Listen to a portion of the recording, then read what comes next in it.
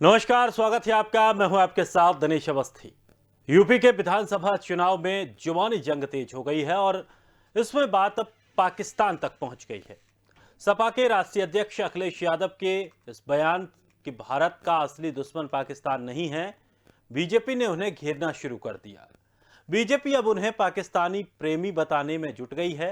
अखिलेश पर जोरदार पलटवार करते हुए बीजेपी ने कहा कि याकूब मेनन फांसी पर चढ़ गया, नहीं तो अखिलेश उसे भी टिकट दे देते, वो कसाब को स्टार प्रचारक बना लेते। हम आज यूपी के इसी चुनावी संग्राम पर चर्चा करेंगे कि आखिर क्यों बार बार ऐसे मसले सामने आ जाते हैं, कभी अब्बा, कभी जिन्ना, तो कभी पाकिस्तान। क्या है यूपी में हिंदू मुस्लिम ध्रुवीकरण के लिए ये सब किया जा रहा है? अगर हां, तो इसमें किसका फायदा है और किसका नुकसान? तो अब पाकिस्तान तक चुनावी लड़ाई आ चुकी है। विधानसभा चुनाव में पाकिस्तान ने एंट्री मार ली है। इसी पर आज चर्चा करेंगे, लेकिन उससे पहले सुनाते हैं कुछ बयानबाजी। जहां पूरा उत्तर प्रदेश, जहां आदरणीय मोदी जी, जहां योगी जी आज समस्त उत्तर प्रदेश के निवासियों को, समस्त भारतवर्ष को उत्तर प्रदेश की स्थापना दिवस की बधाई दे रहे हैं, वहीं मैं दुख के साथ कहना चाहूंगा कि आज सुबह मैंने एक महत्वपूर्ण अखबार में पूर्व मुख्यमंत्री समाजवादी पार्टी के नेता अखिलेश यादव जी का इंटरव्यू पढ़ा और मुझे तकलीफ हुई इस बात से कि अखिलेश यादव जी ने इंटरव्यू में कहा है, साक्षात्कार में कहा है कि पाकिस्तान भारत का असली दुश्मन नहीं है।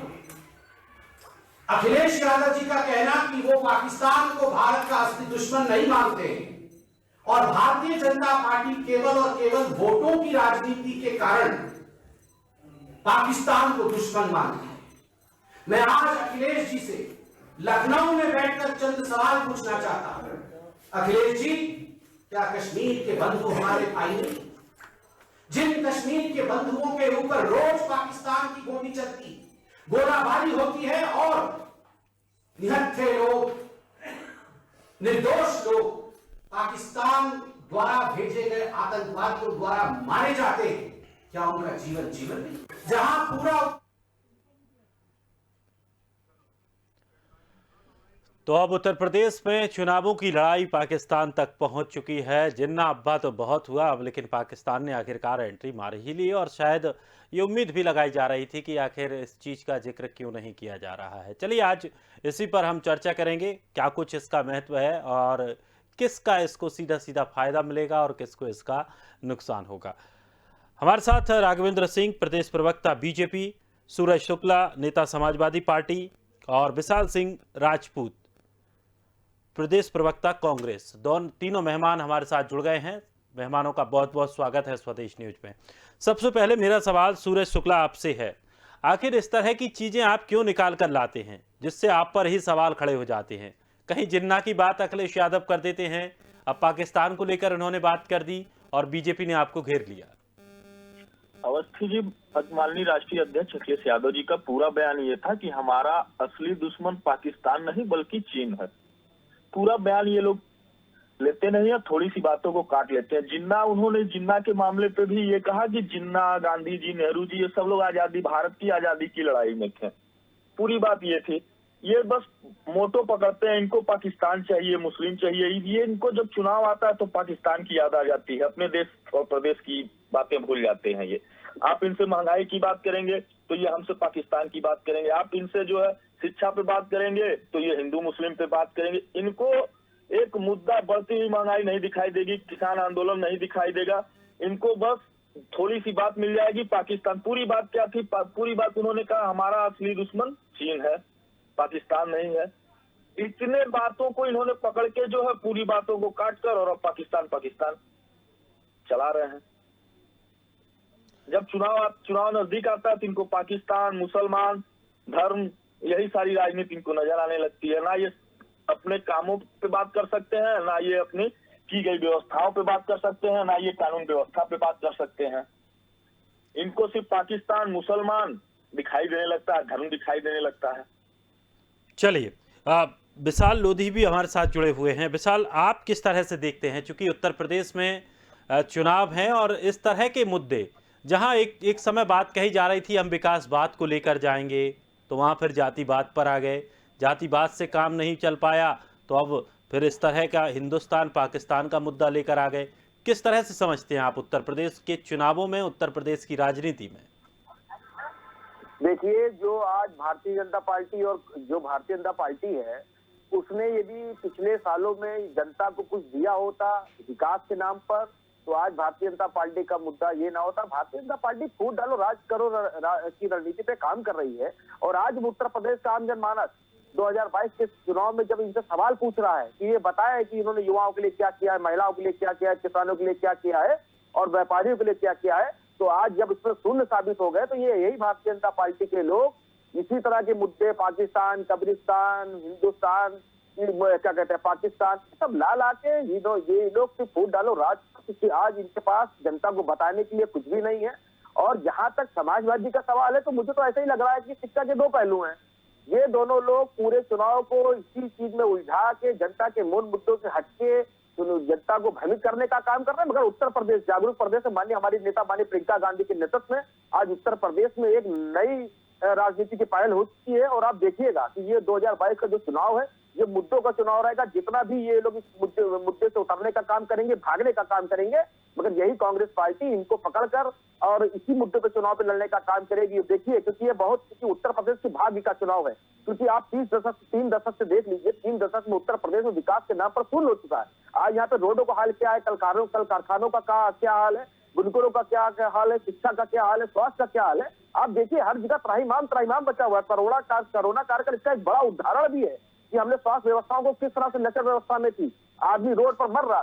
तो आज जब जान चुके हैं कि उत्तर प्रदेश की जनता 2022 के चुनाव में उत्तर देने के लिए तैयार है, तो ये आज इन्हीं मुद्दों से भागने का काम कर रहे हैं। मगर हमने भी प्रण ले रखा है कि ये जितना भागेंगे, हम लोग इनको पकड़ के उन्हीं मुद्दों पे चुनाव लड़ने की कोशिश करेंगे, क्योंकि हम जनता की आवाज का नेतृत्व करने जा रहे हैं। और देखिएगा यही उत्तर प्रदेश इन्हीं फिरका प्रस्तावों को 2022 में उत्तर देने जा रहा है। माननीय प्रियंका गांधी के नेतृत्व में एक पूर्ण बहुमत से सरकार देने जा रहा है, क्योंकि जनता को भरोसा है। क्योंकि कांग्रेस ने जब युवाओं के नाम पर, किसान के नाम पर जो वादे किए, मनरेगा में जब निचले तबको उसको रोजगार देने का काम कांग्रेस पार्टी ने किया, 73,000 करोड़ से ज्यादा कर्ज माफी का काम किसने किया? जो कांग्रेस पार्टी ने किया। ऐसे बहुत सारे सरकारी संस्थान जिन्होंने जनता के फायदे के लिए कांग्रेस पार्टी ने बनाने का काम किया, जनता को सुविधा देने का काम किया, उनके उज्जवल भविष्य देने का काम किया है। आज हमारा स्वर्णिम इतिहास है, जिसको भारतीय जनता पार्टी के लोगों ने बेचने का काम किया। आप समझ लीजिए कि आज प्रदेश के आम जनमानस जान चुका है कि कौन सही है कौन गलत। ये चुनाव जुमलेबाजी, फेकूफ प्रणाली इस पर आधारित नहीं होगा। ये चुनाव सिर्फ मुद्दे पर रहेगा, और जो मुद्दे से भागने का काम करेगा कांग्रेस पार्टी जनता के नेतृत्व में इनको सही जगह पर लाने का काम। चलिए, राघवेंद्र सिंह जी भी हमारे साथ बने हुए हैं। राघवेंद्र जी, आप तक आवाज पहुंच रही है? चलिए, लगता है अभी संपर्क नहीं हो पाया है। हम जुड़ने की उनसे कोशिश करेंगे। मैं टीम से कहूंगा कि जल्द से जल्द राघवेंद्र जी को भी जोड़ें। सूरज हमारे साथ लगातार बने हुए हैं। सूरज, पाकिस्तान, इनके प्रधानमंत्री पाकिस्तान जाते हैं, बिरयानी खाते हैं, तो वो देशभक्त हैं, देश का सीना चौड़ा हो जाता है। और कोई पाकिस्तान जाता है या पाकिस्तान की बात कर देता है तो वो देशद्रोही हो जाता है। मतलब इनके खुद ही एक नजरिए के दो पहलू हैं। लेकिन प्रधानमंत्री एक बड़ा पद है, वो एक अलग हैसियत से वहां गए थे। उस चीज को इससे अपन नहीं जोड़ सकते हैं। नहीं जोड़ सकते, लेकिन वो भी भारत और पाकिस्तान के हमेशा दोनों के बीच रिश्ते सुधारने की तो पेशकश रखी जाती है, हिंदुस्तान की तरफ से या पाकिस्तान की तरफ से। लेकिन अब समाजवादी पार्टी किस तरह से देख रही है? समाजवादी पार्टी अब किस तरह से डिफेंड करेगी इस पूरे मुद्दे को लेकर? हमारा मुद्दा पाकिस्तान नहीं, हमारा मुद्दा यह है देश के दुश्मन कौन है, असली दुश्मन को पहचाने। राष्ट्रीय अध्यक्ष जी का कहना था देश का असली दुश्मन चीन है, चीन ने यहाँ डोकलाम में जमीन ले ली, यहाँ जमीन कब्जा कर लिया। आप जब चुनाव आता तब आपको पाकिस्तान की याद आ जाती है। अगर कोई पाकिस्तान बोल दे, हिंदुस्तान में पाकिस्तान बोल दे, तो ये मुद्दा पकड़ लेते हैं जब चुनाव नजदीक रहता है। उसके पहले ना इनको पाकिस्तान याद आती है, ना उसके पहले इनको देश के जनता की याद आती है। उसके चुनाव नहीं रहे तो इनको सब कुछ नहीं याद आता है, चुनाव आते ही इनको सब कुछ याद आने लगता है। हिंदू, मुस्लिम, पाकिस्तान, ये सारी चीजें, धर्म, सारी चीजें इनको सिर्फ मुद्दों से भटकाने का काम करती है भारतीय जनता पार्टी। मेन मुद्दे से भटकाकर पाकिस्तान हिंदू मुसलमान करे राजनीति करना चाहती है। कभी वो मुद्दों पे, सड़क पे, शिक्षा पे, रोजगार पे बात नहीं कर सकती है, तो उसके पास चुनाव में उतरने का एक ही मुद्दा होता है, पाकिस्तान हिंदू मुसलमान। तो इस मुद्दे से इसी फायदा मुद्दे को किसको होना लेकर है? भारतीय इस जनता मुद्दे से पार्टी फायदा भूमिका किसको करने होना का है? काम कर रही है। इस मुद्दे से फायदा किसको होना है सूरज जी? भारतीय जनता पार्टी को होना है। ध्रुवीकरण की राजनीति करेगी, लोगों को भटकाएगी, देश में जो है आपसी मतभेद, आपसी प्रेम को कमजोर करेगी। तो समाजवादी पार्टी को भी तो इससे फायदा होगा। समाजवादी पार्टी को इससे क्या फायदा होगा? समाजवादी पार्टी का भी एक मूल वोट बैंक है, मुस्लिम वोट बैंक है। हिंदुस्तान में रहने वाले सभी भाई बहन सब आपस में मिलजुल कर रहने वाले, वोट बैंक के नजरिए से ना देखिए, सब आपस में भाई हैं। हिंदुस्तान में जो भी लोग रह रहे हैं, लेकिन टिकट सभी पार्टियां ये इसी क्या नजरिए हम से देती हैं। आपस में एक दूसरे को लड़ा के कहीं रहा जा सकता है? पार्टियां टिकट जाति के आधार पर ही देती हैं। कौन सी जाति की बाहुल्यता है, उसी जाति के व्यक्ति को टिकट दिया जाता है। तब वहां नहीं दिखता तब कि किसी को भी टिकट दे सकते हैं। वहां पर भी तो समीकरण बनाती हैं पार्टियां, चाहे बीजेपी हो, आपकी पार्टी हो, अन्य पार्टियां हो। पर ये मुद्दे को बात कहीं और होती है, बात ये कुछ और पकड़ लेते हैं, ये पाकिस्तान पकड़ लेते हैं। बात हो रही है देश के असली दुश्मन की। देश, हम पाकिस्तान से, जापान से क्यों नहीं तुलना करते हैं? चीन से क्यों नहीं अपने देश की तुलना करते हैं? हम अपने से कमजोर देशों से क्यों तुलना ये कराना चाहते हैं हमारी, या क्यों उनसे ये हमारा मुकाबला रखना चाहते हैं? चलिए विशाल, आप कैसे देखते हैं, किसको इसका फायदा होना है? इस तरह के कि जो मुद्दे उठकर सामने आते हैं, खास करके चुनावों के एन वक्त पर ये मुद्दे आ जाते हैं उभर कर, किसको इससे फायदा मिल सकता है? देखिए, फायदे की बात राजनीति में करना तो बिल्कुल ही गलत है। हाँ, यदि इससे सबसे ज्यादा यदि किसी को नुकसान होगा तो उत्तर प्रदेश के आम जनमानस को होगा सबसे बड़ा। क्योंकि आज आप देखिए, चाहे दोनों पार्टियों को मैं बोल रहा हूँ, आज मोदी जी बिना बताए पाकिस्तान चले जाते हैं, तब उनको वहां पे खतरा नहीं, तो वो उनका कौन सा प्रेम है आप जानते हैं, जनता जानती है। बाद में पाकिस्तान के लिए के कौन बयान देता है, ये वो लोग जानते हैं। मगर वर्तमान में जब हाथरस की बेटी को जिंदा जलाया जाता है, जब हाथरस की बेटी को जलाया जाता है रात, तब कौन खड़ा होता है? माननीय नेता हमारी माननीय प्रियंका गांधी खड़ी होती है। जब उन्नाव की बेटी की हत्या होती है, जब इनके ही पार्टी के विधायक द्वारा, तो कौन खड़ा होता है? हमारी नेता माननीय प्रियंका गांधी खड़ी होती है। जब लखीमपुर में किसानों के ऊपर इन्हीं के पार्टी के नेता के पुत्र के द्वारा जब गाड़ी चढ़ाई जाती है, उनकी हत्या होती है, कौन खड़ा होता है? हमारे नेता माननीय प्रियंका गांधी खड़ी होती है। तो उत्तर प्रदेश में विपक्ष के रूप में यदि कोई अहम मजबूत भूमिका निभाने का काम किसने किया तो कांग्रेस पार्टी ने किया।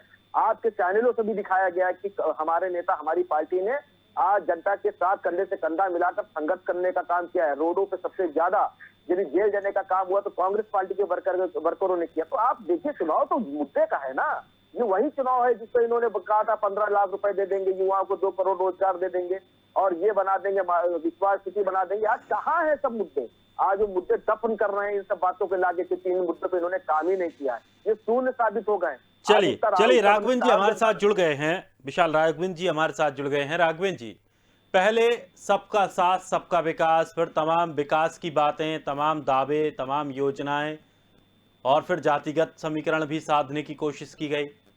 अब क्या बीजेपी के पास सिर्फ यही मुद्दा रह गया था, पाकिस्तान को लेकर और चुनाव में खड़ा कर दें? देखिए श्रीमान जी, भारतीय जनता पार्टी ये विषय लेकर के नहीं आई है, यह विषय समाजवादी पार्टी लेकर के आई है।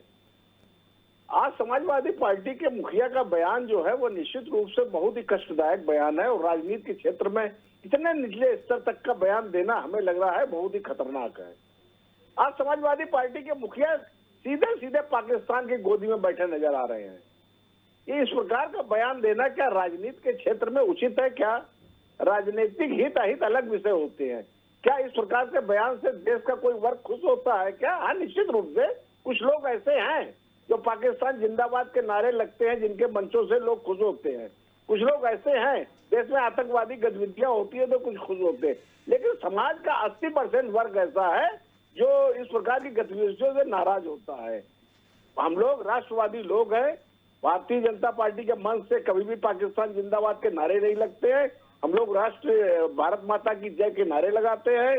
हम लोग राष्ट्रवाद की बात करते हैं, हम लोग 370 के विरोधी हैं, हम लोग एनआरसी लाने की बात करते हैं, हम लोग सीए लाने की बात करते हैं। ठीक है, इसके विपरीत अगर समाजवादी पार्टी और कांग्रेस के प्रवक्ता महोदय बैठे हैं, इनसे अगर एनआरसी, सीए, धारा 370 के विषय में अगर बात करने लगे, अभी इनके पसीने छूट जाएंगे। भारतीय जनता पार्टी की स्पष्ट विचारधारा है, पहले राष्ट्र उसके बाद राजनीति। लेकिन ये कौन से लोग हैं जो इस प्रकार की छद्म राजनीति करते हैं? कभी कहते हैं पाकिस्तान जो है आतंकवादी देश नहीं है, कभी कहते हैं कि जिन्ना जो है आपके सरदार पटेल से के तुलना करने लगते हैं। इस प्रकार की राजनीति बहुत ही कष्टदायक है। ये लोग विकास के एजेंडे पर आना ही नहीं चाहते हैं, ये लोग सुशासन के एजेंडे पे आना ही नहीं चाहते हैं, क्योंकि ये लोग 4 बार उत्तर प्रदेश में इनकी सरकारें रह चुकी है, कांग्रेस की केंद्र में सरकार रह चुकी है। 4 बार सरकार रहने के बावजूद इस प्रकार की वाहियात बातें करना, इस प्रकार की उत्तर प्रदेश की जनता को बरगलाना निश्चित रूप से इसका संकेत है कि उत्तर प्रदेश में इनके पैर उखड़ चुके हैं और इनकी सभी सीटों में की जमानतें जब्त होने जा रही हैं। चलिए, हमारे साथ वरिष्ठ पत्रकार नावेद जी भी हमारे साथ जुड़ गए हैं। बहुत बहुत स्वागत है नावेद जी आपका स्वदेश न्यूज में। उत्तर प्रदेश के चुनावों में एक मुद्दा फिर से निकलकर सामने आ गया और वो मुद्दा है पाकिस्तान का। कैसे आप इसको देखते हैं? आखिर इस तरह के मुद्दों से कौन फायदा लेना चाहता है, कौन राजनीतिक लाभ लेना चाहता है? देखिए, ये सब बेकार की बातें हैं और ये समय नष्ट करना है देश का, प्रदेश का, देश के विकास का, प्रदेश के विकास का। और इन बातों का कोई मतलब नहीं है। ये बातें वही लोग करते हैं जो जनता को मुंह दिखाने लायक नहीं, चाहे उस पर कोई भी दल हो, कोई सरकार हो या विपक्ष हो, कोई भी पाकिस्तान से हमारा कोई लेना देना नहीं है। इस देश और इस प्रदेश में पाकिस्तान का एक भी खैर नहीं है, ना वो हमारा कॉम्पिटिटर है, ना उसकी हैसियत है हमारे बराबर। और ये समय चुनावी बेला में जनता और नेता और राजनीतिक दल, सत्तारूढ़ दल और विपक्ष के साथ में संवाद का समय होता है, यहाँ पर जनता से कमिटमेंट किया जाता है कि हम तुम्हारे लिए, जनहित के लिए, समाज के लिए, देश प्रदेश के लिए एक अच्छी गवर्नेंस कैसे लाएंगे। या हमारे पास जब सरकार थी तो हमने सरकार पे रहते हुए तुम्हारे साथ क्या किया, क्या नहीं किया, ये वादों का, इरादों का और अपनी परफॉर्मेंस का समय होता है। इसमें ये समय को ब्रेक लगाने के लिए जब हम कुछ नहीं कर पाते हैं या बतौर विपक्ष हम कुछ नहीं कर पाते हैं या सत्ता में रहकर हम जनता के लिए कुछ नहीं कर पाते हैं, वादे नहीं निभा पाते हैं, जब झूठ खुल जाता है, पोल खुल जाती है, तो हम जब अपना मुंह छुपाने की कोशिश करते हैं तो इस तरह की बातों से पर्दा डाला जाता है। सही मायने में पाकिस्तान से हमारा ना कोई लेना देना है, ना इस देश और प्रदेश की जनता का कोई लेना देना है। हमें अपने हर आम इंसान, हर नागरिक रोजगार चाहता है, स्वास्थ्य चाहता है कि महंगाई कम हो, वो अपनी जिंदगी जी सके, रोटी, कपड़ा और मकान और सुरक्षा, इन बातों पर चुनाव होना चाहिए है, यही मुद्दे होना चाहिए है, यही चर्चा परिचर्चा होना चाहिए है और नेताओं राजनीतिक दलों से और जनता के बीच यही संवाद होना चाहिए है।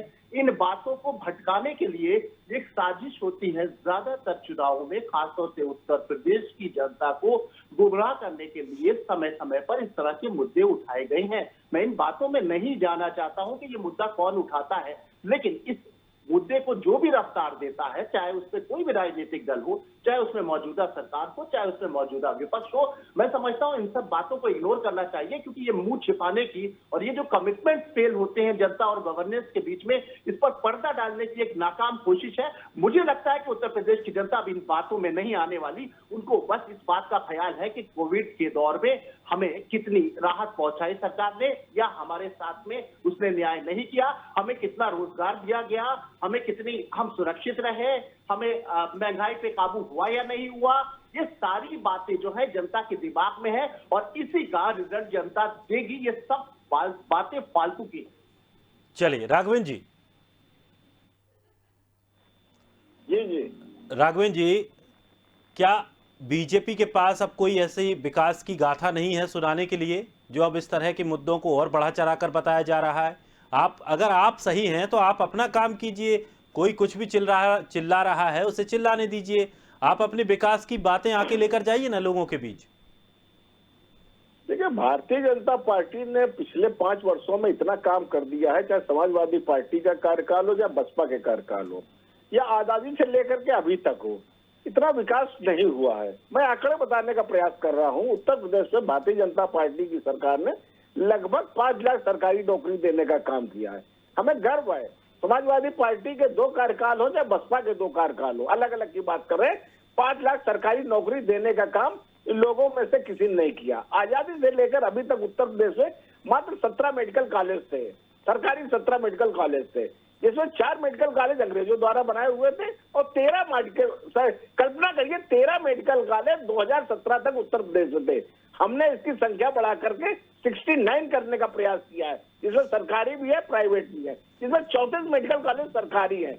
हम लोग ईमानदारी से काम करने वाले लोग हैं। 4 एक्सप्रेस वे उत्तर प्रदेश से बने हुए हैं। 10 महानगरों में मेट्रो चलाने का प्रयास किया, जिसे 5 में चल चुकी है और 5 में महीने 2 महीने में और चल जाएगी। 5 इंटरनेशनल एयरपोर्ट हम लोगों ने बनवाए हैं। 45 लाख से अधिक गरीबों को आवास उपलब्ध कराया है हम लोगों ने। 1.5 करोड़ घरों में मुफ्त बिजली पहुंचाई है। 7 करोड़ लोगों को मुफ्त 5 लाख तक का बीमा दिया हुआ है। 3 करोड़ को मुफ्त शौचालय दिए हुए हैं। इसी तरीके से आज भी कोरोना काल में लेकर के अभी तक मुफ्त राशन वितरण हो रहा है गरीबों को लेकर के, जिससे 15 करोड़ लोग लाभान्वित हो रहे हैं। फिल्म सिटी बन रही है, डिफेंस कैरिपोर्ट बन रहा है, लेजर पार्क बन रहे हैं। लंबी श्रृंखला श्रीमान जी भारतीय जनता पार्टी के विकास और सुशासन के विकास को लेकर के ये लोग इस विषय में आना ही नहीं चाहते। बेरोजगारी दर किसी समय 17.5% थी उत्तर प्रदेश की। 2017 में जब समाजवादी पार्टी ने सरकार छोड़ी थी, जनवरी में बेरोजगारी दर 17.5% थी। हमने उसको विपरीत परिस्थितियों में 4.5% किया है। कल्पना करिए कितने लोगों को उत्तर प्रदेश में रोजगार मिला है। भारतीय जनता पार्टी ईमानदारी से काम करने वाला राजनीतिक दल है। ये लोग चाहे जितना जिन्ना की बात कर ले, चाहे जितना पाकिस्तान के गोद में बैठ ले, चाहे जितनी राष्ट्रविरोध की बात कर ले, चाहे जितने आतंकवादियों को छुड़ाने की परिकल्पना कर ले, लेकिन भारतीय जनता पार्टी विकास और सुशासन के एजेंडे पर नहीं उतर होने देगी। इनको अपने 4 कार्यकालों के आकलन बताना ही होगा, मैंने क्या काम किया उत्तर प्रदेश से। लोग जानते हैं। चलिए, अभी वक्त तो आपके कामों को बताने का है। उनकी सरकार तो पहले थी, ये अभी थोड़ी बताएंगे उन्होंने क्या काम किया है। अभी आप जनता के बीच जाकर बताइए कि आपने क्या किया है। सूरज, किस तरह से जो बातें चल रही हैं, तमाम योजनाओं को लेकर बात चल रही, विकास को लेकर बात चल रही है, अगर आप चुनाव मैदानों में जाते हैं तो आप सरकार की खामियां लेकर जाइए, अपनी अच्छाइयां लेकर जाइए। क्यों हिंदुस्तान पाकिस्तान ये बार बार शब्द निकलकर सामने आते हैं, जिन्ना शब्द निकलकर सामने आते हैं, जो चीजें हमारे यहाँ ठीक नहीं है, जिनसे माहौल बिगड़ता है, ऐसी बातें आखिर क्यों की जाती हैं? जब चुनाव आता है तो इनका पाकिस्तान शुरू हो जाता है। शुरुआत आप करते हैं। हम तो कुछ भी कर देंगे तो ये तुरंत पाकिस्तान पे ही आ जाएंगे। हमने तो ये कहा, हमारी पार्टी ने, हमारे अध्यक्ष ने ये कहा कि जब चुनाव आता है तो बीजेपी पाकिस्तान करने लगती है। इस बातों को उन्होंने ऐसे कर दिया कि मतलब हमारी पार्टी ने कहा कि पाकिस्तान के हितैषी हैं या पाकिस्तान के हैं, ये मुद्दा बना के जो है बड़े स्तर पे जो है पेश करी। बाकी ना योजनाओं की बात करेंगे, ना कामों की बात करेंगे। पीडीपी से गठबंधन ये करते हैं तो ये राष्ट्रवादी हैं, बिरयानी ये खाते हैं तो ये राष्ट्रवादी हैं, हम नाम भी ले लें तो हम बदनाम हो जाते हैं। बीजेपी का ये एजेंडा है, सिर्फ ध्रुवीकरण की राजनीति करती है। सिर्फ आज तक इतने जवान शहीद हो गए बॉर्डर पे, इन्होंने जांच ही नहीं हो पाई आज तक, पुलवामा की जांच ही नहीं हो पाई आज तक। ये पाकिस्तान निकलेगा इनका, लेकिन आज तक उस जांच की बात नहीं निकलेगी इनकी कि क्या हुआ उस मुद्दे पे। लेकिन वो कहते हैं कि बीजेपी अपने कामों को गिनाती है, उनको सहन नहीं कर पा रहे हैं आप। बीजेपी ने कुछ नहीं किया, अगर काम की होती तो काम को लेके जाती जनता के बीच, ना कि पाकिस्तान, हिंदू मुसलमान और जो है इस तरह के धर्म की राजनीति, तुष्टीकरण की राजनीति, सांप्रदायिकता की राजनीति ना करती, अपने काम की बात करती और अपने काम से जनता के बीच में जाती। इनके पास ना कोई काम है, ना कोई मुद्दा है, बस इनके पास हिंदुस्तान, पाकिस्तान, मुसलमान, यही इनका मुद्दा है, यही इनका एजेंडा है, इसी को लेके जनता के बीच में जाएंगे। चलिए, राघवेंद्र जी, सूरज जी, विशाल जी और नावेद जी, बहुत बहुत शुक्रिया हमारे साथ जुड़ने के लिए, अपनी बात रखने के लिए। लेकिन एक बात तो तय है कि उत्तर प्रदेश के चुनावों में तमाम ऐसे मुद्दे निकलकर सामने आते हैं जो एक ज्वालामुखी बन जाते हैं। तो अब उत्तर प्रदेश की चुनावी लड़ाई पाकिस्तान तक पहुंच चुकी है। देखते हैं ये और आगे जाती है या फिर यहीं सिमट कर रह जाएगी, और कौन इस पूरे मामले को लेकर और इस तरह की बयानबाजियों को लेकर लाभ लेना चाहता है, ये भी स्पष्ट हो जाएगा। फिलहाल इस खास कार्यक्रम में इतना ही। ताजा तरीन खबरों के लिए आप बने रहिए स्वदेश के साथ। सबसे पहले देश।